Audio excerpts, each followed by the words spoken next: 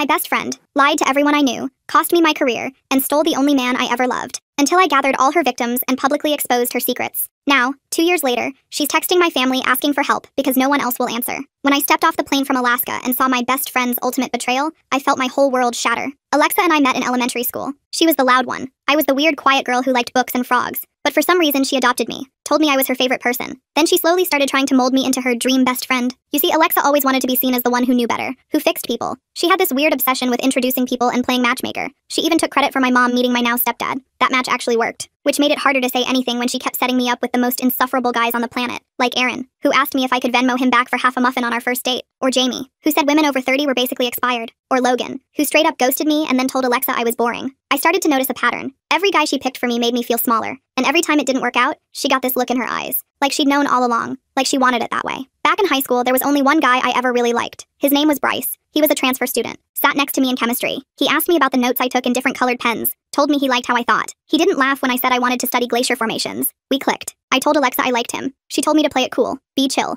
don't make a move. 2 weeks later, Bryce was gone, moved again. That was that. Now I'm 28, still single, still getting texts from Alexa with the subject line, possible soulmate. I had stopped responding to most of them. I didn't even bother pretending anymore. Then I ran into Bryce at the grocery store. He was back in town. He looked older, obviously, but also kind. He remembered me. We exchanged numbers, and I felt that weird buzz in my chest again. I told Alexa, just in passing. Her eyes lit up like Christmas. She told me the three of us had to have coffee and catch up together. I said maybe just me and him. She ignored that. The next day, we met at a cafe. Me, Alexa, and Bryce. It was like a weird high school reunion with tension. Bryce and I clicked immediately, but every time I started to ask something more personal, Alexa cut in. She kept steering the conversation back to her. Her new job, her new dog, her new diet. I barely got a word in. Later that night, she texted me, said she didn't really see me and Bryce together, but that she'd support me either way. I told her I was going to ask him out anyway. She said she was proud of me, but then he started pulling away. He left me on red, canceled coffee, said he was busy, then just stopped replying. 2 weeks later, Alexa told me her mom's science team was looking for a temporary field assistant for a research trip to Antarctica. I had wanted that job since I was 17. I cried when I got the offer. I left. Months later, I came back, and I opened Instagram. That's when I saw it. Alexa and Bryce, together holding hands on a pumpkin farm. Caption said, sometimes the best things come when you least expect them. I didn't respond. I didn't say anything when they got engaged 6 months later either. I got the invitation and put it in a drawer. Then I saw Alexa's mom again. We were talking about how great the Antarctica trip was and some of the findings, when she asked me why I hadn't taken the job earlier. She said she was shocked when Alexa told her I wasn't interested when it first started, but was glad I changed my mind, even if it was after the experiment had already started. I just stood there, smiled. Later, a mutual friend let something slip. Said Alexa used to vent about always being compared to me, that she hated how people liked me more even though she was the one who was always the best at everything, that she'd been jealous for years. Then Bryce's ex-roommate told me that Alexa said I had a history of toxic relationships, that I once tried to sabotage a friend's engagement. All lies. Apparently, she told him right after our coffee meetup. Everything clicked. She had been sabotaging me for years, lying, controlling the narrative, making sure I never got too close to something she wanted for herself, including Bryce. I went to my mom, told her what I found. She sighed and said maybe Alexa had a point, that I needed to stop holding grudges, that Alexa just wanted what was best for me. I disagreed, so I recorded a video, told the whole story, from the high school crush to the Antarctica job, all the fake setups and lies. Then I sent it to Bryce,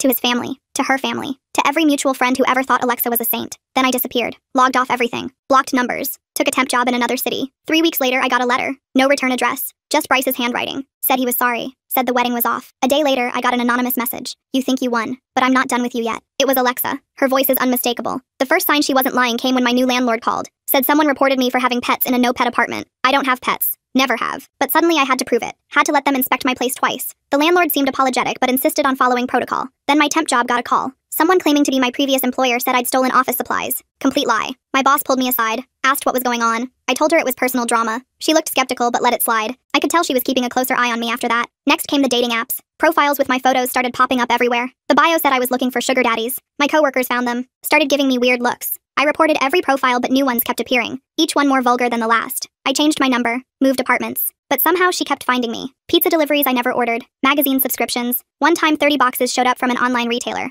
all cash on delivery. The delivery driver was furious when I refused them. I started documenting everything, screenshots, recordings, receipts, built a folder on my laptop called Evidence. Backed it up to 3 different cloud services just to be safe. Then I got a text from an unknown number, a photo of me at the grocery store, taken that morning. The message said, nice bananas. I called my brother Christopher. He's good with tech stuff. Asked him to help me figure out how she was tracking me. He found an app on my phone I'd never downloaded. Some location sharing thing buried deep in my settings. We deleted it, but the harassment continued. My car tires got slashed. Someone keyed LIAR into the paint. The cameras at my apartment complex mysteriously weren't working that night. The security guard just shrugged when I asked about it. I reached out to Bryce's ex-roommate again. His name was Mason. Asked if he'd be willing to help. He said Alexa had been acting crazy since the breakup. Said she'd shown up at his place demanding to know what he'd told me. She'd been drinking, crying, screaming that I'd ruined her life. Mason introduced me to his girlfriend Lauren. She worked in HR and knew about workplace harassment. She helped me organize my evidence properly, taught me how to document incidents with dates and times, showed me how to write everything in neutral language that would hold up if I ever needed it legally. We started finding patterns. The harassment always happened after Alexa posted on social media. Like she'd get angry seeing people support me online and then lash out. Her posts were always perfectly crafted. Inspirational quotes about moving forward, photos of her thriving. But underneath, she was spiraling. I reached out to more people from our past. Found out Alexa had done this before. To a girl named Catherine in college who'd gotten a scholarship Alexa wanted. To her cousin Dorothy who dated a guy Alexa liked. Each person had a story. Each one thought they were alone. We started a group chat. Shared our experiences. Built a timeline going back 15 years. The pattern was always the same. Befriend, manipulate, destroy.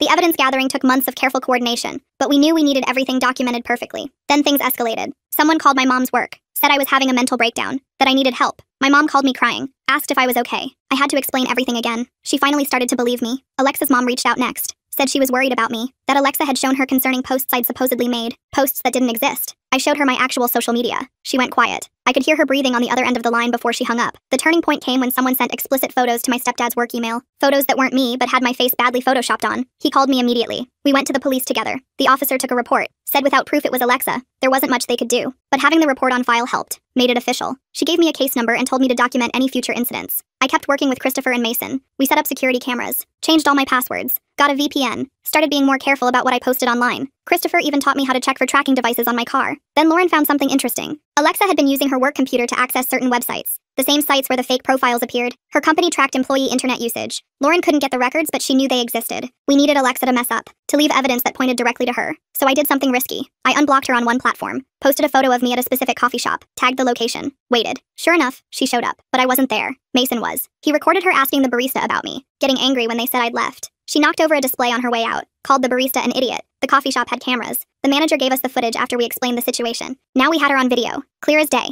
face visible, license plate visible as she peeled out of the parking lot. I started reaching out to her other victims, built a network. We compared notes, found out she'd used the same tactics on everyone. The fake profiles, the workplace calls, the anonymous messages, even the same insults. One woman, Susan, still had emails from when Alexa targeted her. Another, Catherine, had saved voicemails. We compiled everything into one massive folder, cross-referenced dates and methods. The evidence was overwhelming. Then I made a decision. Instead of hiding, I'd confront this head-on. I reached out to Alexa's inner circle, the people she'd manipulated over the years, told them I wanted to meet, to show them something important. Most ignored me, but a few agreed, including her mom. And surprisingly, Bryce. We met at a neutral location, a community center conference room. I brought Mason and Lauren as support, had my laptop ready with all the evidence. My hands were shaking as I set up the presentation. As people arrived, I could see the doubt in their eyes. Alexa had probably already told them I was unstable, jealous, making things up. I took a deep breath and began. I started with the facts, showed them the timeline, the patterns, the evidence from multiple people spanning over a decade, kept my voice steady, didn't get emotional, just presented fact after fact after fact. Alexa's mom's face changed as she recognized names, recognized incidents, started asking questions. When did this happen? Why didn't anyone tell her? Her hands covered her mouth as the reality sank in. Bryce looked sick. Said Alexa had told him so many stories about me, about how I was obsessed with him, how I'd tried to break them up before. All lies. He kept running his hands through his hair, shaking his head. Then I showed them the recent harassment, the photos, the videos, the police report, the fake profile still active online, the coffee shop footage where she was clearly looking for me. The room got quiet. Someone asked why I hadn't come forward sooner.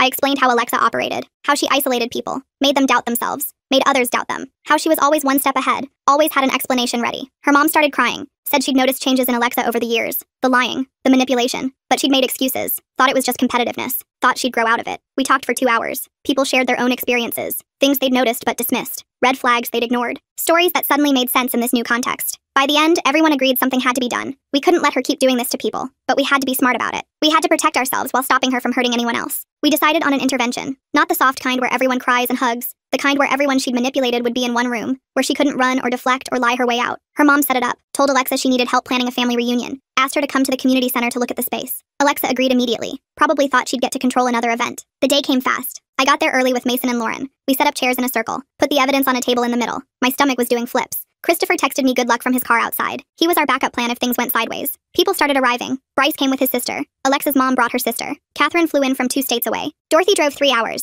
Catherine took the day off work. Even some of Alexa's high school friends showed up, people she'd burned over the years. We all sat there waiting. Nobody really talked, just nervous energy filling the room. Then we heard her car, that distinctive engine sound. My heart started pounding. She walked in smiling, carrying color swatches and a binder. The smile froze when she saw us all sitting there. Her eyes darted around the room, landed on me. The look she gave me could have melted steel. Her mom stood up, told her to sit down, that we needed to talk. Alexa tried to leave, but Bryce's sister blocked the door. Not threatening, just standing there. Alexa's face went red. She sat down, crossed her arms, said this was ridiculous, that she didn't have time for whatever weird game I was playing. Her mom told her to listen. Just listen. We went around the circle. Each person told their story. Catherine talked about losing the scholarship, how Alexa had submitted a complaint about her essay being plagiarized. It wasn't, but the damage was done. Dorothy shared how Alexa had told her boyfriend she was cheating. She wasn't, but he believed Alexa. They broke up. She found out years later when he apologized. Catherine described the anonymous letters her boss received, saying she was stealing, that she was unstable. She almost lost her job, only kept it because her boss knew her character. Person after person, story after story. Alexa kept trying to interrupt, kept saying they were lying, that I'd poisoned them against her.